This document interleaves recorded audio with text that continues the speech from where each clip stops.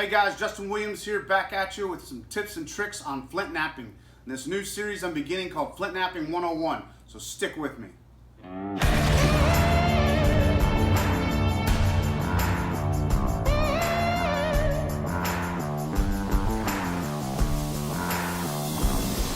So, I don't know about you guys, but flint knapping is one of my greatest passions.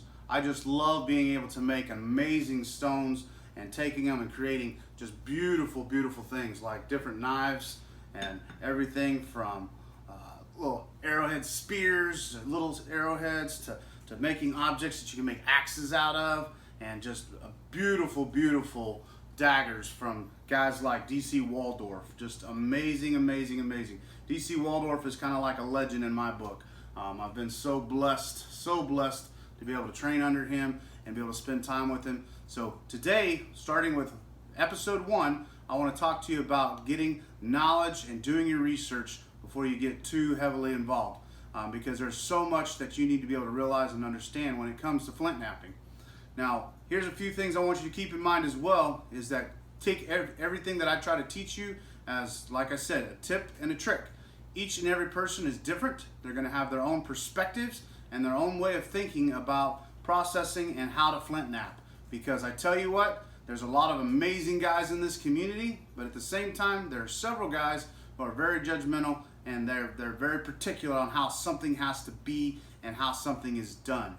And here's the reality. There's different aspects and perspectives when it comes to flint knapping.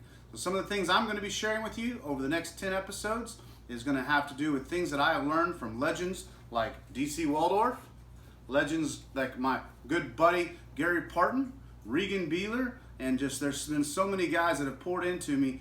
Jim Redfern, I've just been so blessed to be able to learn flint knapping. Even John McPherson was one of the first guys. So what I want to talk to you about first is a little bit of my history.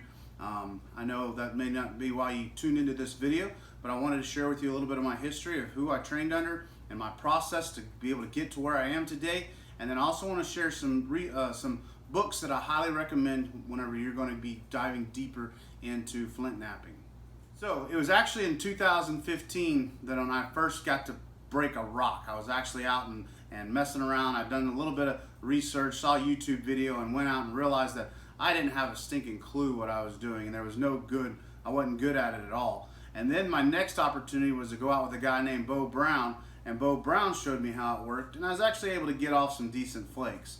But it wasn't until later on, whenever I got to spend some quality time with a guy named John McPherson back in 2016, got to go spend a summer with him and be able to sit down and be able to take rocks and break them on each other. And then not only that, he actually gave me some different cherts and different rocks to bring home to actually begin to try and go deeper into my flint knapping skills. From there, I had the amazing opportunity to train with different guys, especially when it comes to Jim Redfern, and then Regan Beeler and Gary Parton. Those guys were all huge to me because they were down to earth, good old boys. They also were into wilderness outreach and different aspects of that as well. And then from there, that's whenever I got to meet D.C. Waldorf. And this guy, I found out about his books, I found out about his DVDs, and being able to watch him, and then just seeing his work and his skill set was just amazing. But like I said, I can't contribute all my skill set to DC because he's amazing. But I'm telling you, it's other guys too, like Gary Parton, man. And I'm telling you, I love that guy. And he's probably one of the most underrated skill guys out there. So here's the important factor. As you guys are getting ready to move forward, be sure to find, as far as tips and tricks, find people in your area, and you can do that by looking up local knap-ins, seeing if find any knap-ins that you can connect with people. And these guys, 90% of the time, are super productive and pour into one another. And so I'm so grateful for all of them. There's several other guys that I've flint knapped with over the years, but those are just a few.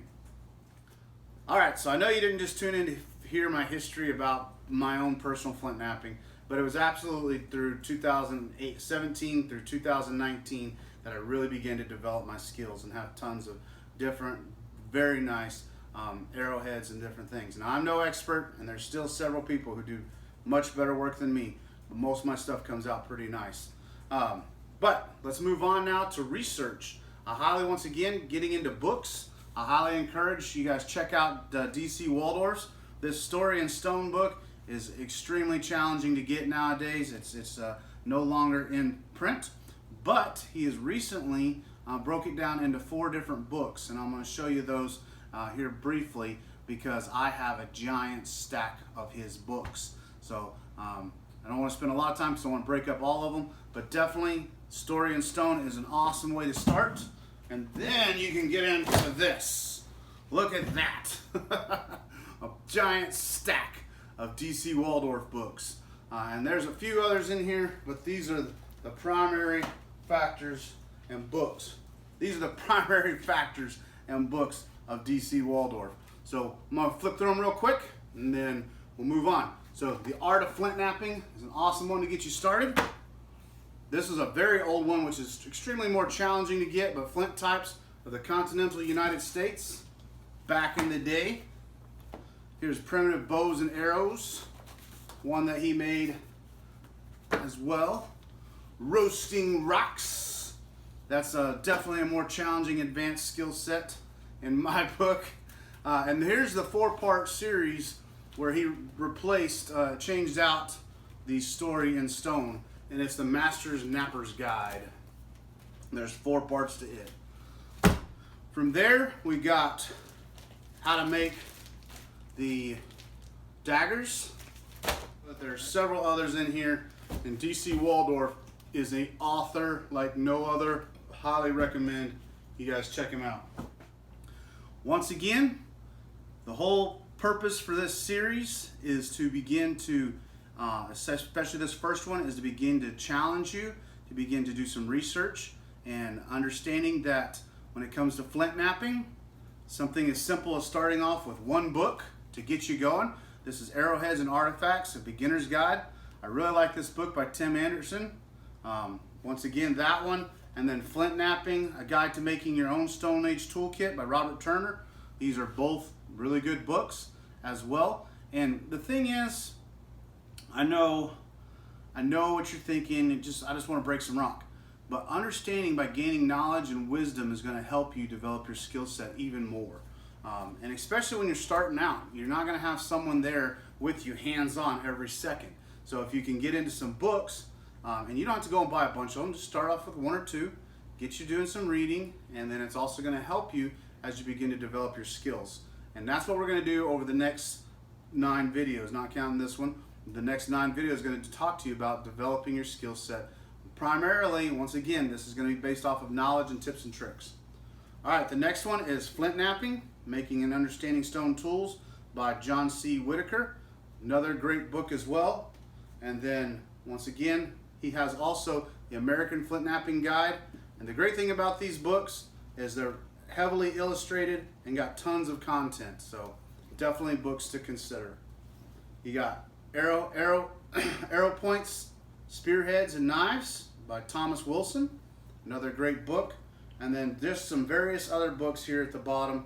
Got everything from arrowheads and projectile points to flint knapping, Indian points, flint arrowheads and knives, and just being able to locate and determine and distinguishly determine which books are, or which arrowheads are which arrowheads. Also encourage you guys to check out the Overstreet Indian Arrowheads books. The most newest one is the 15th edition, and these are excellent because it gives you the opportunity to be able to go in and look up the actual different, each and every point and the different stages, and it's awesome if you're into arrowhead hunting, but it's also good if you're a flint napper so you can begin to see the different types of points.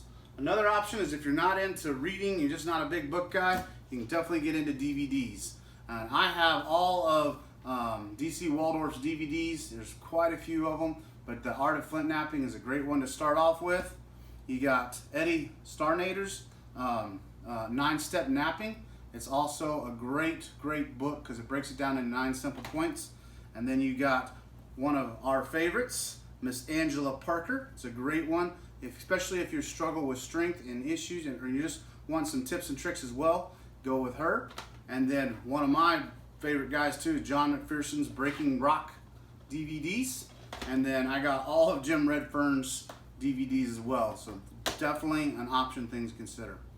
All right, guys. Well, I know that a lot of this video was just to do a welcome and to be able to say hi and be able to share a little bit of my story, and then also begin to pour and encourage you to get into doing some research on flint knapping, especially if it's something you want to begin to develop and make just something you're passionate about and grow in. And so, all right, well, once again, stick with me. We're going to begin to continue this series and carry on different things, everything from tools to rocks, the different rock types. We're going to be talking about that soon. And then everything from security and safety and different processes and techniques. And so stick with me. Got a lot of good stuff I want to cover with you.